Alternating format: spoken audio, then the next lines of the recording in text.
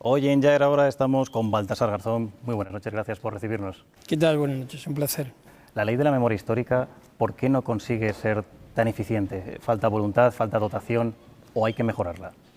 Bueno, fue una ley casi de compromiso, ¿no? Con la abstención del Partido Popular y se quedó corta, pero incluso quedándose corta es una ley que era necesaria. Y lo que ocurre es que a partir de 2011 el Partido Popular, que nunca creyó ni quiso que esa ley de memoria histórica existiera ni que se aplicara, tomó las riendas del poder en España y va a seguir haciéndolo y recortó hasta hacer desaparecer todo el apoyo económico que comporta la aplicación de esa ley, y no solo esto, sino la filosofía en sí que guía esta ley, insistiendo en que no hay nada que recuperar de esa memoria porque todo fue sanado por la transición. Ese es el gran error, ¿no?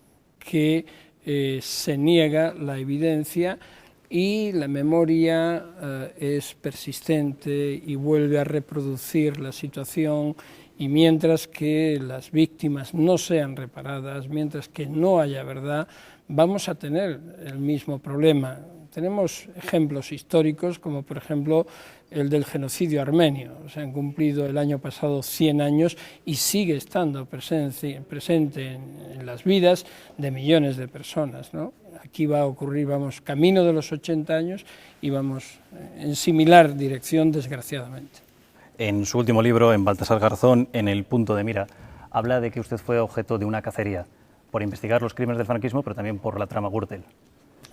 ¿Cuándo superaremos toda esta etapa del franquismo que todo lo tiñe al final en España? Bueno, yo creo que hay una línea de continuidad en algunos ámbitos y aspectos que viene desde el franquismo y que no ha sido superada.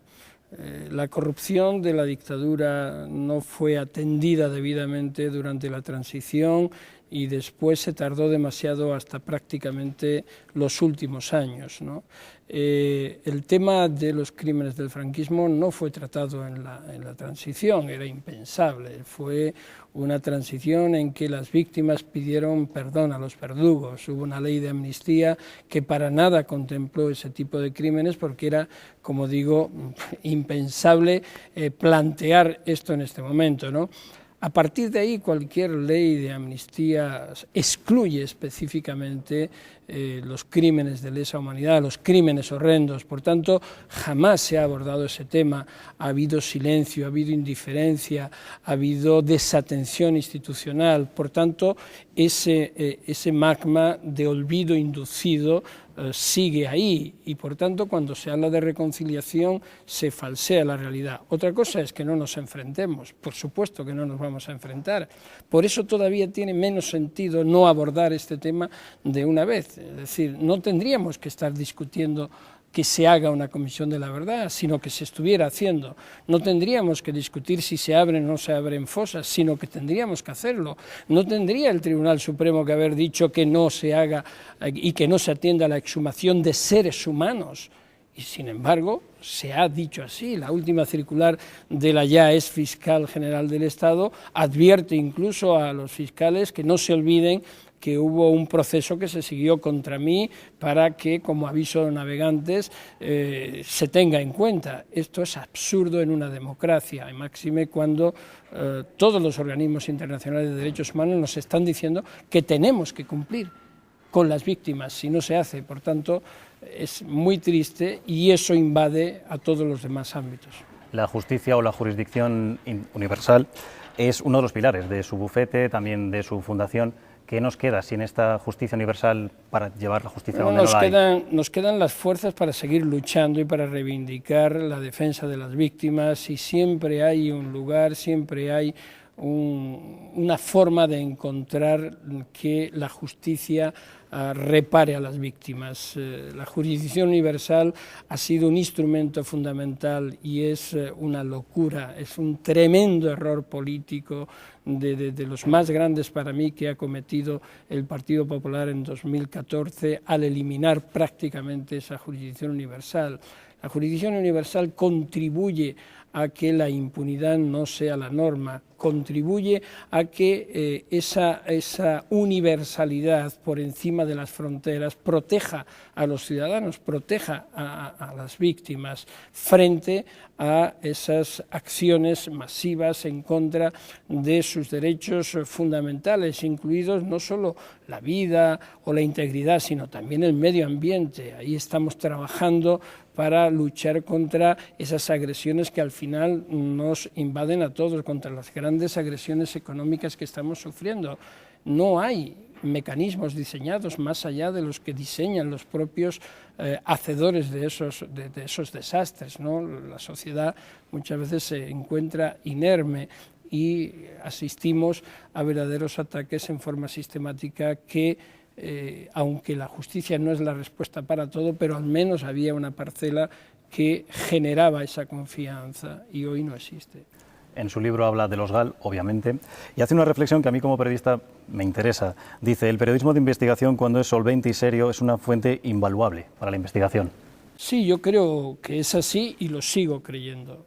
Lo mismo que afirmo que cuando la información se manipula conscientemente y agrede a los ciudadanos y a los derechos porque confunde y falsea la realidad, cuando el periodista, jugándose su seguridad, su vida, su integridad, sigue la noticia, profundiza, para la justicia es muy bueno y es aprovechable. Y yo lo he hecho durante muchos años. Han sido grandes investigaciones periodísticas que yo no puedo rechazar como una fuente de información y claro que sí tiene un valor impresionante y estamos viendo cómo se juegan la vida y cómo organizaciones criminales van a por esos periodistas y esas periodistas cuando llegan a un núcleo que daña a esa criminalidad. Por tanto, yo siempre he apoyado ese tipo de periodismo y lo seguiré apoyando. Lo único es que tenemos que ser conscientes cómo relacionar, cómo imbricar un escenario tan diferente como es de la justicia penal y sobre todo la investigación y el del periodismo de investigación, pero hay mecanismos y yo creo que pueden ser dos realidades que se retroalimenten adecuadamente. Ha tratado con terroristas, narcotraficantes, con políticos corruptos, con las cloacas del Estado. ¿Qué es lo que más le inquieta?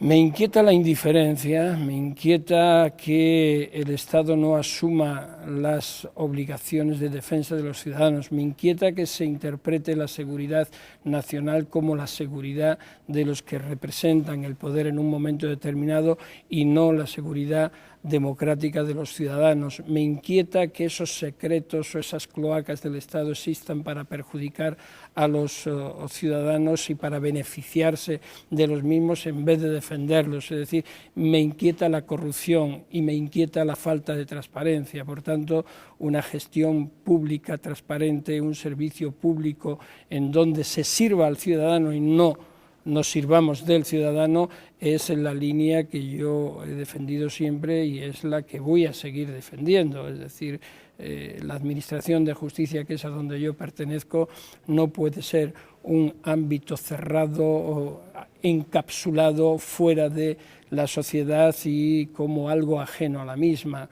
Se exige que esa transparencia penetre también en la justicia y que realmente sea una justicia democrática y en defensa de los ciudadanos. Pues Baltasar Garzón, muchísimas gracias por acompañarnos esta noche. Espero que su paso por Soria merezca la pena en esta 10ª semana. Será un placer y ya lo está siendo y creo que el motivo lo merece la 10ª jornada sobre memoria que la Asociación Recuerdo y Dignidad patrocina. Creo que es un ejemplo de participación ciudadana que nos demuestra que la construcción de la memoria hacia el futuro es lo que nos debe de unir desde el pasado. No podemos construir un futuro si no dejamos resueltos los capítulos pendientes del pasado, porque si no se hace así, la herida no se limpia y no puede suturarse y antes o después se vuelve a abrir. Ese es el gran error de los que imponen el olvido por decreto.